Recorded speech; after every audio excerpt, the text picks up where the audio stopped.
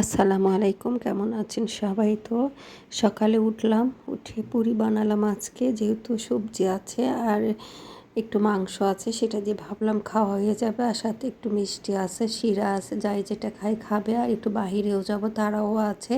তো বানিয়ে ফেললাম। আর মেয়েটা চলে গেছে আজকে শনিবার, যেহেতু তাকে নুডলস করে দিয়েছিলাম, চা করে দিয়েছিলাম। নুডলসটা খুব একটা খাই নাই, ভালো লাগে নাই নাকি, শুধু চাটা খেয়ে গেল। আর এগুলো একটু একটু করে আছে।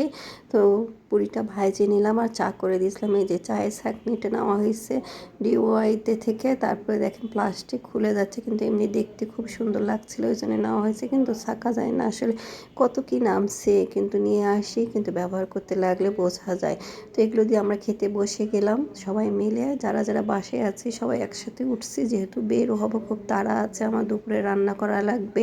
আর কালকে মাছগুলো নিয়ে আসা হয়েছিল, কাটা হয়নি, সব ডিপে রাখা আছে, এখন সেগুলো বের করে ভিজে দিছি। সকালবেলায় অবশ্য মেয়েটা যাওয়ার সময় সকালে উঠে ওকে যখন নাস্তা বানিয়ে দিই তখনই বের করছিলাম, পানিতে ভিজাইনি, রেখে দিছি। এখন ওগুলো পরিষ্কার করবো একে একে। আর খালা এসে করতে দিলে, আমার খালাটা আবার অনেক ঢিলা, অনেক দেরি করে ফেলবে, তখন আর কাজও হবে না। এই জন্য ভাবলাম নিজে একটু সাহায্য করি, তাড়াতাড়ি হয়ে যাবে। এই যে মাছ করতে চলে আসলাম মাঝে।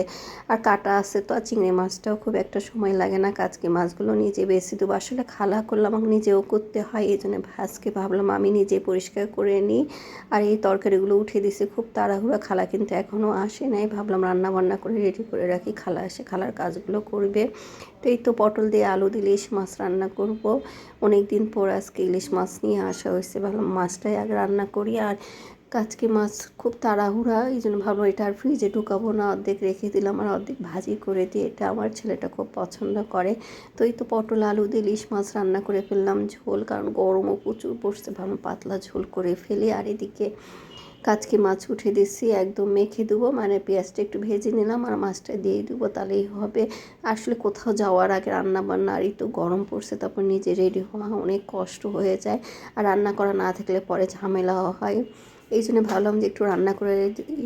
আর এদিকে তাও ওর আব্বা, মানে আপনাদের ভাই, এত খেপাখেপি শুরু করছে, তাড়াহুড়া করছে যে আজকের দিনও তোমাকে রান্না বান্না করতে হবে, আর ছেলেটা বাসায় থাকবে, একটা কিছু নিয়ে এসে খেয়ে নিত তাহলেই হয়ে যেত, কিন্তু না।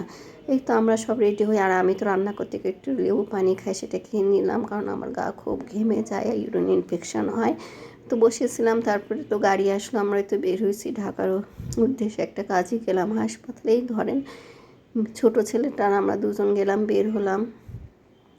তো যাচ্ছি, আসলে আকাশে প্রচুর রোদ, গরম, বোঝা যাচ্ছে না, সারাদিনই প্রায় চলে গেল আমাদের। তো রাত হয়ে গেছে, বিকাল হয়ে গেছে, তো বাসায় চলে আসলাম, খাওয়া দাওয়া করলাম।